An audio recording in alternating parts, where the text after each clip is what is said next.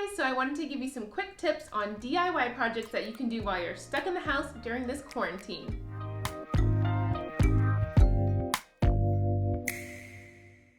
So you don't need thousands of dollars to refurbish your home and do small things around that can make your home look more beautiful and more inviting and to keep you sane during this time while you're stuck in the house. 1, probably the most annoying and probably the hardest to do, but clean and declutter. Go through, within a week of time, all of your closets and different nooks and crannies and spaces throughout your home that you probably haven't cleaned in a while, and separate, donate, and maybe you might find something that will spark joy and interest and love again that you can use in your home.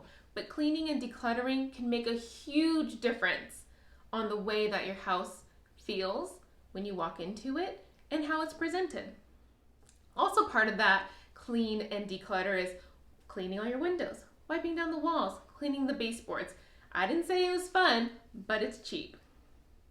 2, bring in natural light. Get rid of your dark, heavy curtains and lots of clutter on the wall. You'd be surprised by removing some clutter from the wall or multiple pictures or lots of frames or just different knickknacks that you have on your shelves.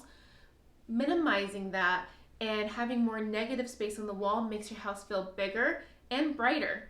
And by putting up lighter curtains, you're letting in literally more natural light and making it so that your home feels more inviting to you.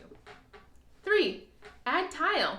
If you have a really boring kind of blah kitchen or bathroom, there are many different websites that you can go on, since we can't really go outside and go to Home Depot right now, that you can order from to buy really beautiful tiles. If you're a renter, there are lots of options out there for stick-on tiles for your backsplash that you can add some pizzazz to your space. If you're an owner, there are lots of videos on YouTube that you can DIY backsplash in a day or 2, depending on the design that you choose. But it's very easy and it can really just add a pop of color or just some more depth into the space that you usually spend a lot of time in, which is the kitchen. 4, add color. You want to spice things up in the house, right? So since we're here at home, you can pick a base color.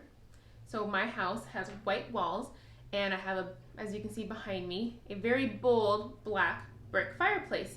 So that is our pop of color, and we have accents of black and wood and gold throughout the house, but our base color is cream and white.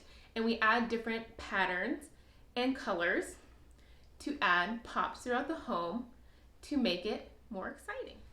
So if you want to do it the easy way, whatever your base color is at home right now, whether it be tan or beige or gray, you can easily add color or texture through pillows or plants or different types of rugs or the wall art that you choose. But remember, like I said before, the negative space on the walls make your house feel brighter and bigger, so don't go overboard. 5, change out fixtures and hardware.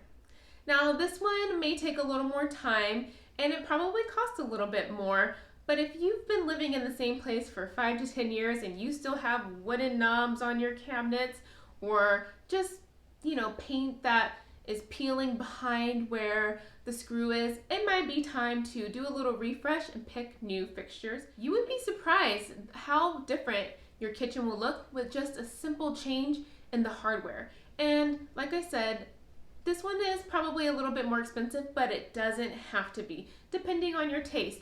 We redid our kitchen and we got really nice black hardware knobs and pulls for a little under $2 each. You can go online on different platforms like Home Depot, Wayfair, even Facebook Marketplace to find good deals on different hardware and fixtures. Say in your dining room, you've kind of been over that light up there or that fan.